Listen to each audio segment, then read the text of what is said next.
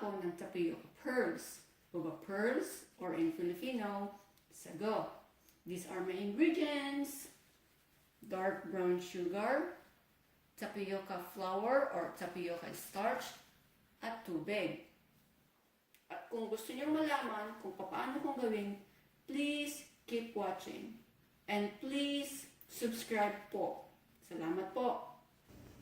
The first step is iboboil ko muna yung tubig.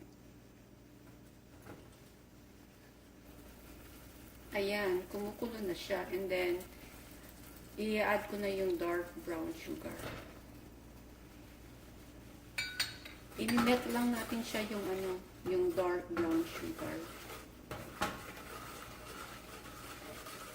Pag na-melt na yung dark brown sugar, turn off the heat. Ayan, na-melt na yung brown sugar. And then, i-add na natin yung tapioca starch.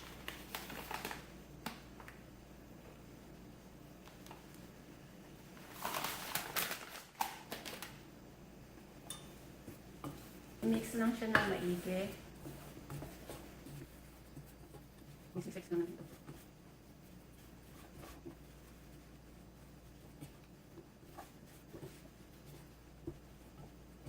Ito na siya. Ililipat ko na siya dito. Para i-massage. I already washed my hand. Dapat malinis ang kamay. Tapos may extra water din ako just in case. So, ang gagawin ko siyang bilog. Massage lang siya ng maigi. Challenging lang dito is, massage. Para ka na rin nagmamasahe ba ng katawan.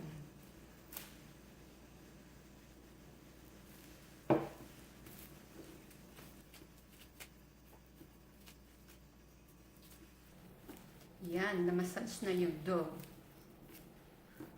Ngayon, ang next na gagawin ko is, ikakat ko siya ng strips. Ang pagkakat ng strips is, depende yan sa inyo. Depende yan kalaki sa inyo. Kasi, after cutting strips, imumold nyo siya ng pabilog, maliliit.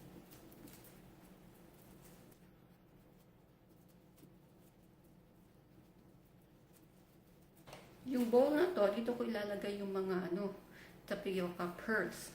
Pero nilagyan ko siya ng konting tapioca starch para hindi sila magdikit-dikit. Ang pagbibilog is depende yan sa inyo. Kung gusto niyo ng malaki, pwede rin malaki. Kung gusto niyo maliit, pwede rin maliit.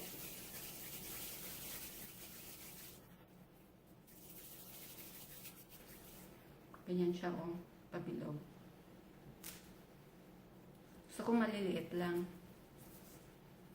Ayan, eto na sila. The next procedure is, magpapakulo ako ng tubig and then ibuboil ko sila. Ilalagay ko na yung tapioca pearls.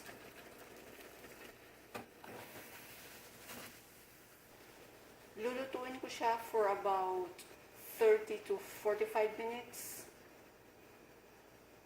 Luto na yung tapioca pearls. So, bali, sasalain ko na siya.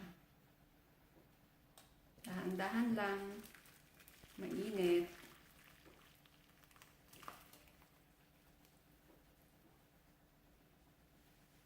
Yan na siya. Lilipat ko na siya dito.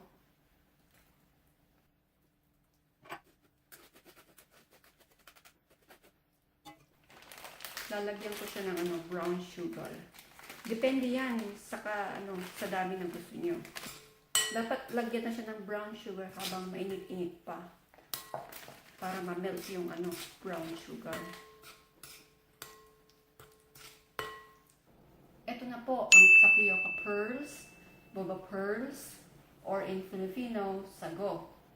Huwag niyo pong kalimutang mag-subscribe, like, at mag-comment din po. At syempre, mag-share din po para may mga video pa akong gagawin. Maraming salamat sa panonood. See you next time. Bye!